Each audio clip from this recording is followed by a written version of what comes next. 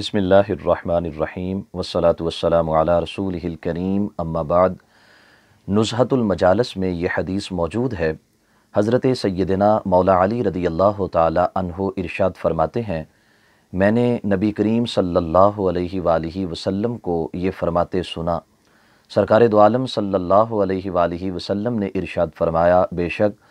عمر بن خطاب رضی اللہ تعالی عنہ اہل جنت کے چراغ ہیں۔ جناب علی رضی اللہ تعالی عنہ فرماتے ہیں، یہ خبر امیر المؤمنین سیدنا عمر فاروق رضی اللہ تعالی عنہ تک پہنچی تو آپ رضی اللہ تعالی عنہ نے مجھے بلایا اور ارشاد فرمایا کہ کیا واقعی آپ نے سرکار دو عالم صلی اللہ علیہ وسلم سے یہ بات سنی ہے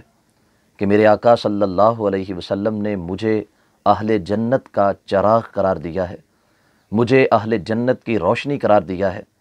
تو جناب علی مرتضیٰ رضی اللہ تعالی عنہ نے ارشاد فرمایا، خدا کی قسم یہ بات میں نے اپنے محبوب صلی اللہ علیہ وسلم سے سن رکھی ہے۔ تو جناب عمر رضی اللہ تعالی عنہ نے فرمایا، پھر آپ بسم اللہ لکھ کر اس بات کو تحریر کر دیں کہ میں نے یہ بات نبی کریم صلی اللہ علیہ وسلم سے سنی ہے، اور جناب جبریل امین علیہ السلام نے رب ذوالجلال کا یہ پیغام سرکار تک پہنچایا ہے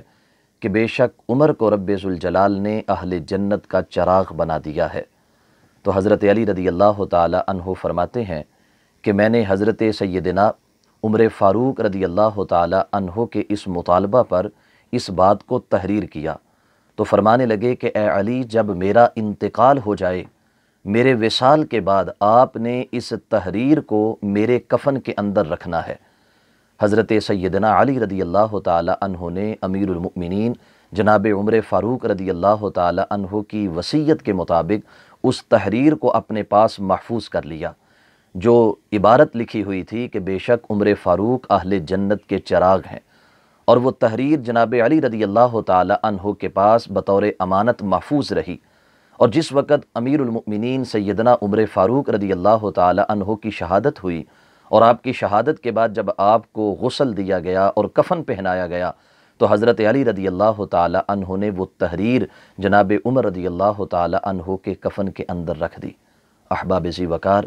یہ جناب علی رضی اللہ تعالی عنہ کی زباں سے شان عمر بیان ہو رہی ہے، اور پھر جو وصیت تھی جناب عمر کی، اس وصیت کے اوپر حضرت مولا علی رضی اللہ تعالی عنہ عمل بھی فرما رہے ہیں، اور وہ تحریر جس پہ یہ لکھا ہے کہ جناب عمر اہل جنت کے سردار ہیں، اسے حضرت عمر رضی اللہ تعالی عنہ کے کفن کے اندر رکھا جا رہا ہے۔ بلا شبہ تمام صحابہ کرام رضوان اللہ علیہم اجمعین ایک دوسرے سے باہمی محبت رکھنے والے تھے، اور بالخصوص خلفاء راشدین کی باہمی محبت بہت مثالی تھی۔ صدیق و عمر اور عثمان و علی رضوان اللہ علیہم اجمعین باہم شیر و شکر تھے، ان کے درمیان کسی قسم کا کوئی اختلاف، کسی قسم کا کوئی جھگڑا اور کسی قسم کی کوئی فکری دوری نہیں تھی، بلکہ سب ایک دوسرے کے ساتھ مل کے والہانہ عقیدت کے ساتھ اپنی زندگی کو بسر کر رہے تھے۔ اور اسی کی ایک مثال یہ حضرت مولا علی رضی اللہ تعالی عنہ کی روایت کردہ حدیث مبارکہ ہے، اور بعد میں آپ کا وہ انداز ہے